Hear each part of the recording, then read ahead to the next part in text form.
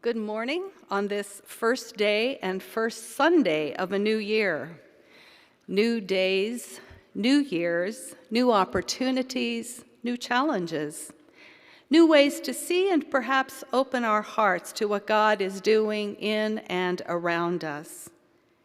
In these weeks of Advent, we have learned about turning and about restoration, God's ongoing restoration project of which we are a part.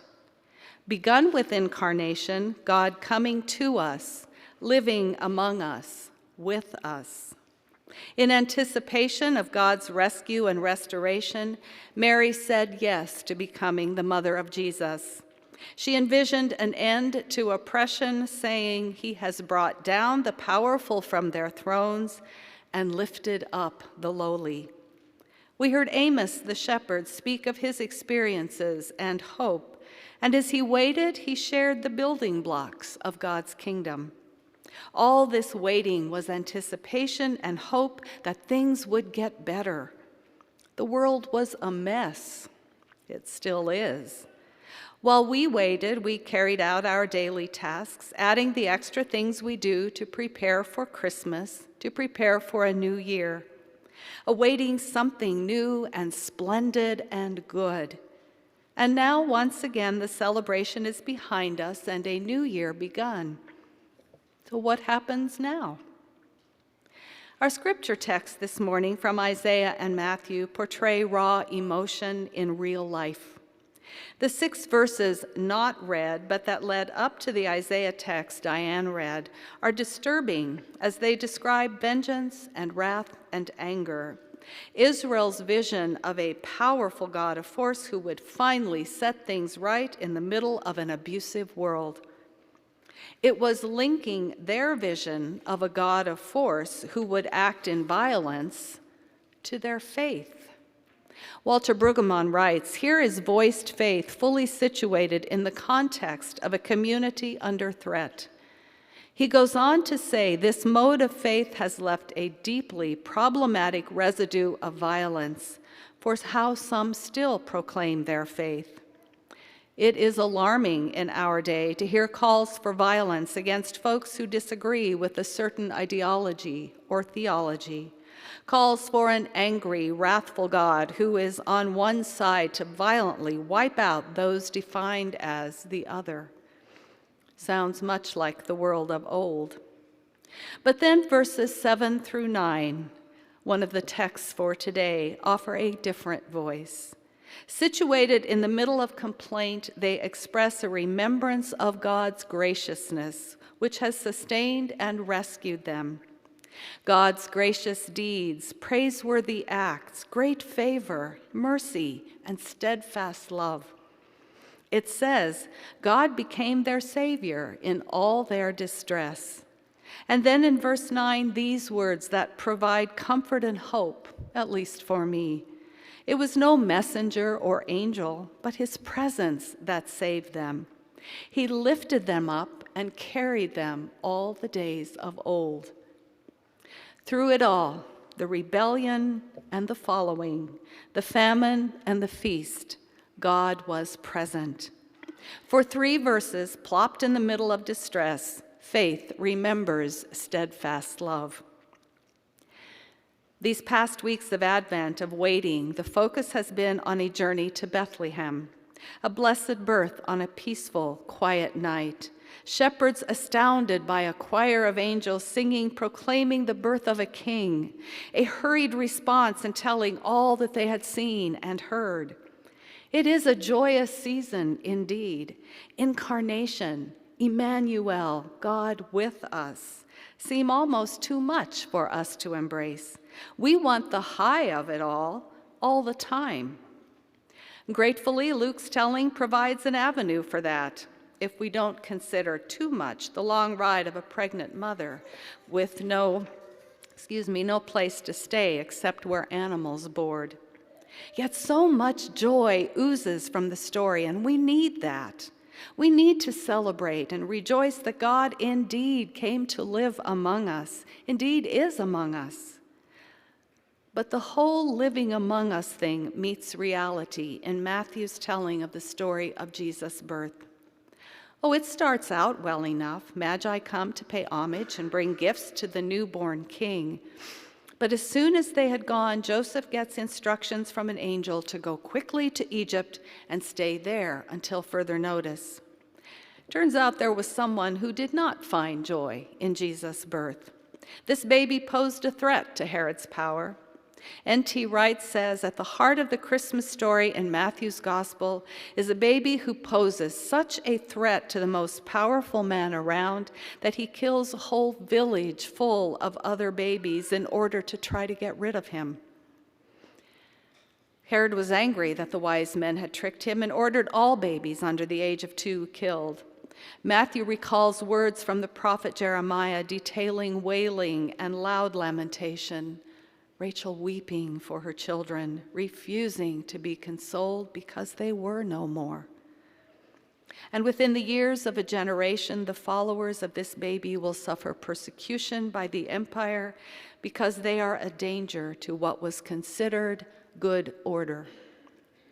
Jesus, it seems, was a threat from the beginning.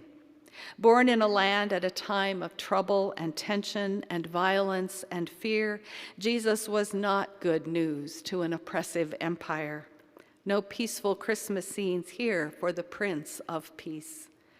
Jesus was a homeless refugee with a price on his head even before he could walk and talk. We marvel at Joseph, who likely just hoped to take his family back home and quietly live their lives.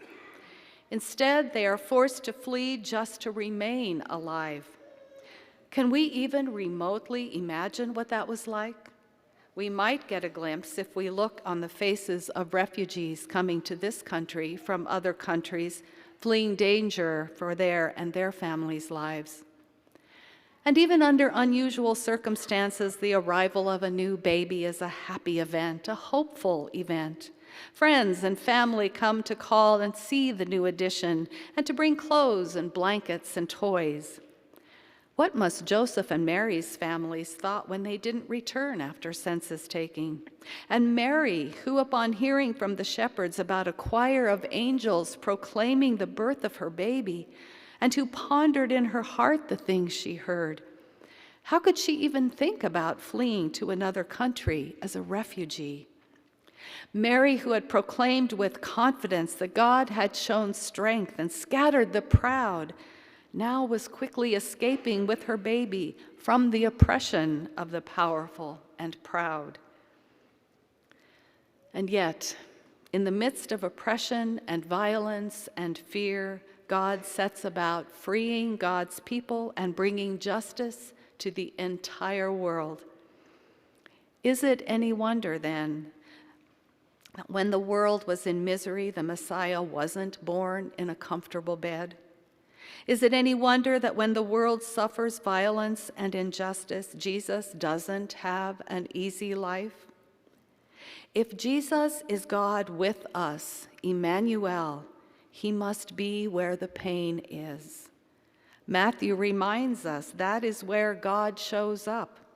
When he quotes 11:1, "Out of Egypt I have called my son," he alludes to the Exodus of Moses leading the Israelites out of Egypt. In Jesus, God provides rescue and presence in a troubled and fearful world. In Jesus, God comes to us in all our distress. As we consider Matthew's telling of the birth of Jesus, we have to admit this isn't easy reading. We'd like to have, "and they lived happily ever after," but that isn't reality. It doesn't describe how life often works. And we have to acknowledge the injustice, the poverty, the oppression, the violence, the trouble that described the world then and that continues to describe the world. We acknowledge, too, our own distress, financial, emotional, physical, relationship. What are we to think about this continual, perpetual distress? How are we to function or even make sense of it? What about incarnation? Where is Emmanuel, God with us now? Incarnation is one of those words brought out at Advent and then packed away for another year. Incarnation is defined in the dictionary as the embodiment of God the Son in human flesh as Jesus Christ. An event that happened 2,000 years ago and which we celebrate every year at Christmas. Why? Might we be open at the start of this new year to think of incarnation as something that didn't just happen all those years ago, but has been working throughout the entire arc of time?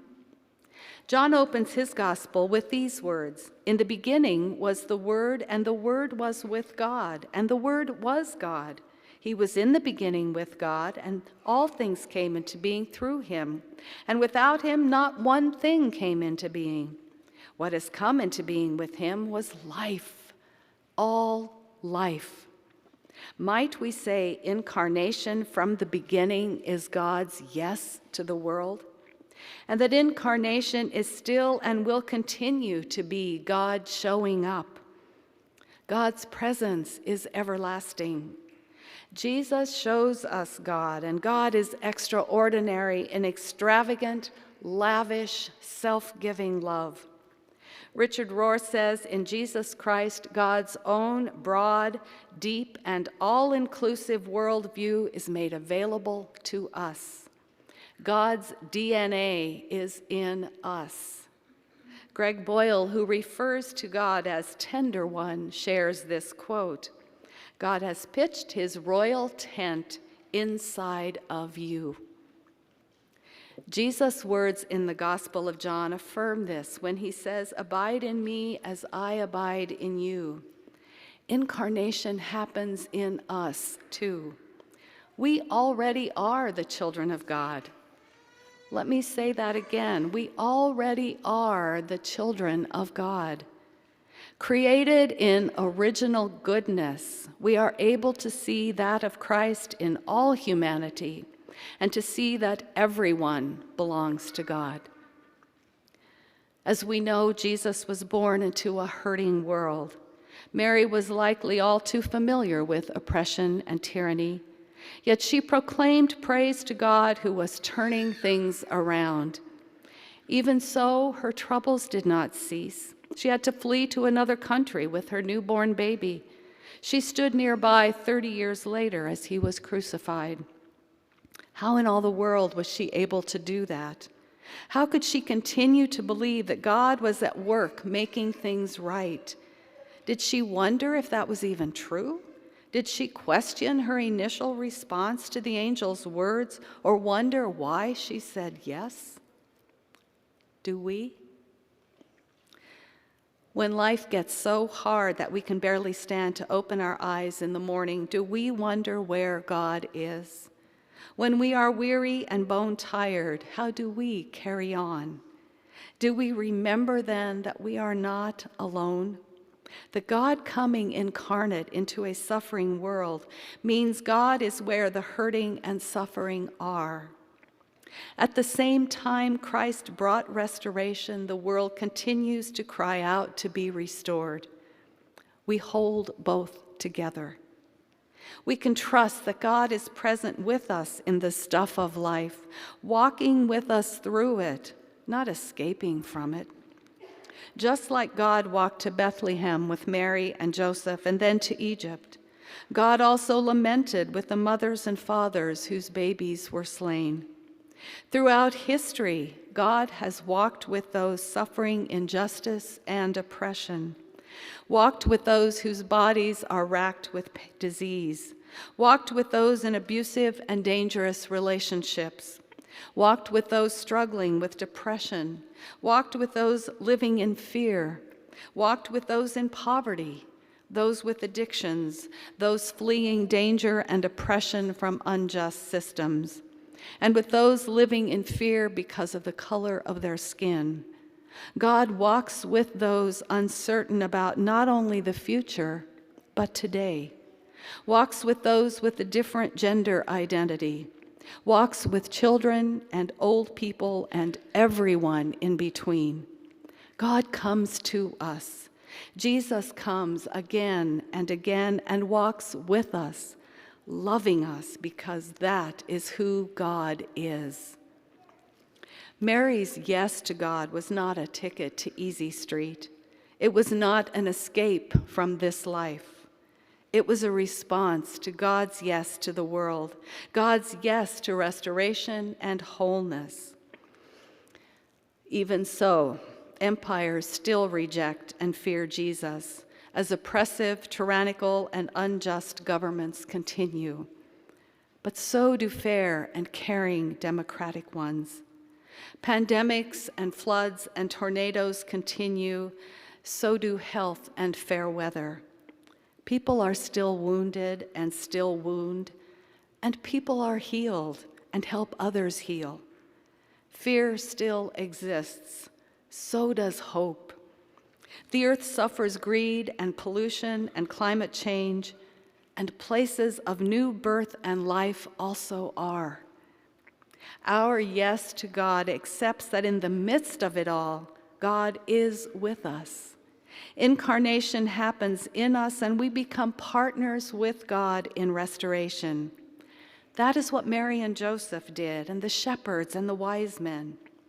They did what God in them called them to do.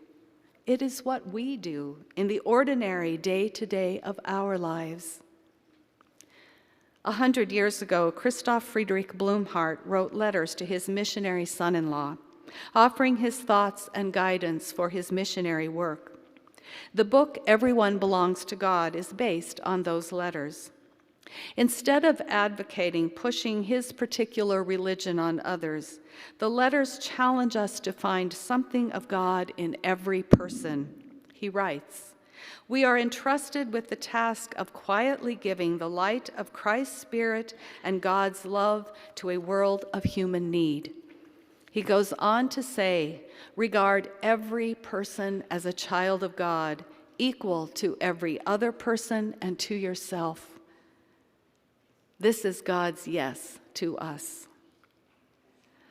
Earlier, noting that a new year has begun, I asked, what happens now? We celebrated Jesus' birth, shared our gifts and cards, ate our fill and then some, put the decorations away for another year. As a new year unfolds, we trust that God is with us in the stuff of life. We participate in God's ongoing work, remembering that Jesus modeled not an easy life, but a real life, showing us how to receive what God is doing and to pass it on to others. In Hebrews, we are told that Jesus calls us brothers and sisters. Remember, incarnation happens in us too.